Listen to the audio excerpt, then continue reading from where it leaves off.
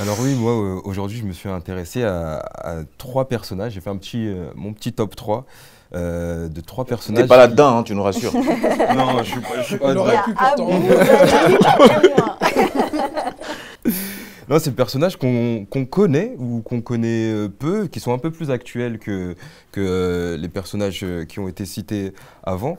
Je vais parler du troisième déjà, c'est Colin Kaepernick. Est-ce que vous connaissez? Oui.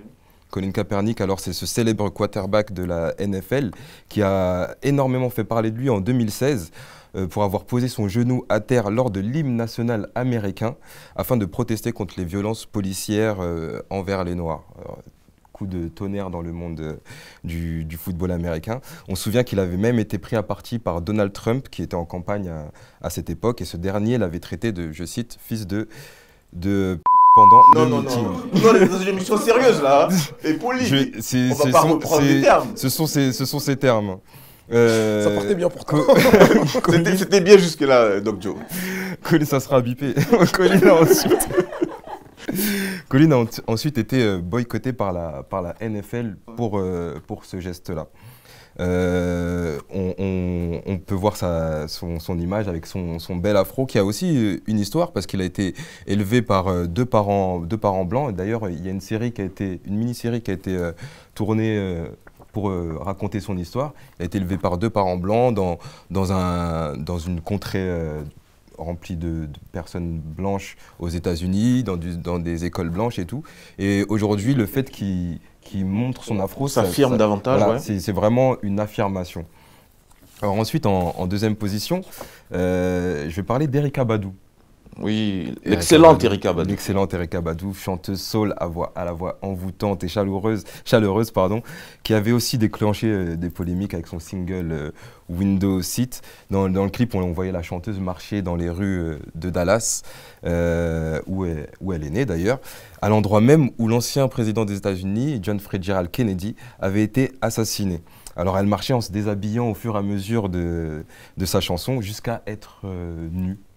Du coup, elle avait été poursuivie par les autorités de la ville. Bon, elle a pris $500 d'amende et une mise à l'épreuve de 6 mois. Mais elle aussi, on peut voir dans sa coiffure, elle revendique beaucoup. Elle est très, très investie dans la communauté. Des fois, elle est avec des afros, avec un afro, pardon, avec le turban, tout ça. Elle est vraiment... Elle est beaucoup turban, cela ouais, dit. Beaucoup turban, c'est vrai.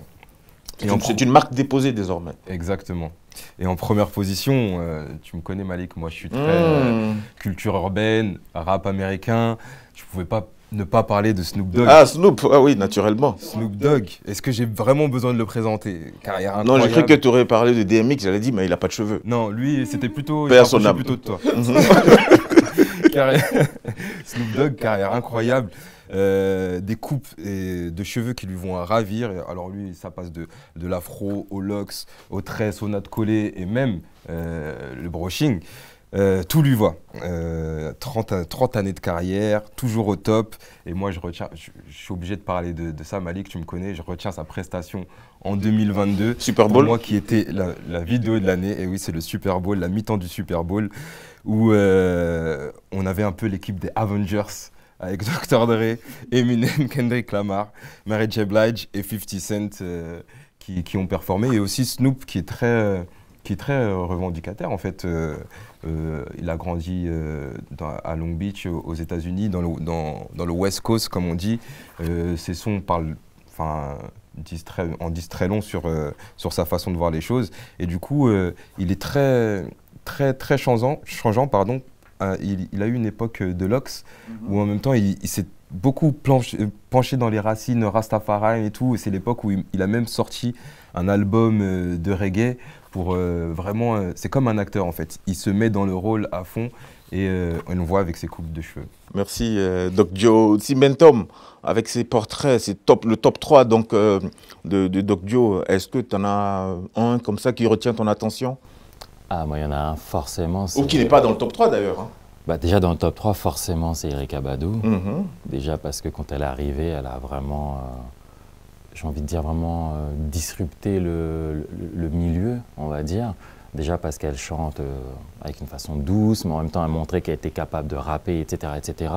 Et elle était vraiment alors j'aime pas dire féminine parce que ça veut tout dire et rien dire, mais en tout cas moi je voyais la femme noire quoi. Jusque dans son clip où je me souviens plus, je crois que c'est On and On, où elle faisait la lessive ou quoi, et puis elle va aller chanter le soir, et puis elle a pris juste les foulards et elle chante en public. Il y a ça, plus la présence, la prestance et tout ça. Mais j'ai aussi aimé Snoop Dogg, qui à un moment donné s'est fait appeler Snoop Lion, je crois.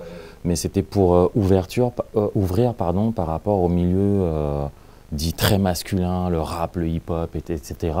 Et je me souviens aussi que même à l'époque, dans les clips, on pouvait voir le rappeur dur à cuire sur les marches d'escalier en train de se faire tresser aussi. Donc même là aussi... Il y a toujours un message. Hein, exactement. Et même par rapport au côté capillaire, il y a eu quelque chose aussi pour les hommes à ce moment-là aussi, avec Snoop. Ouais.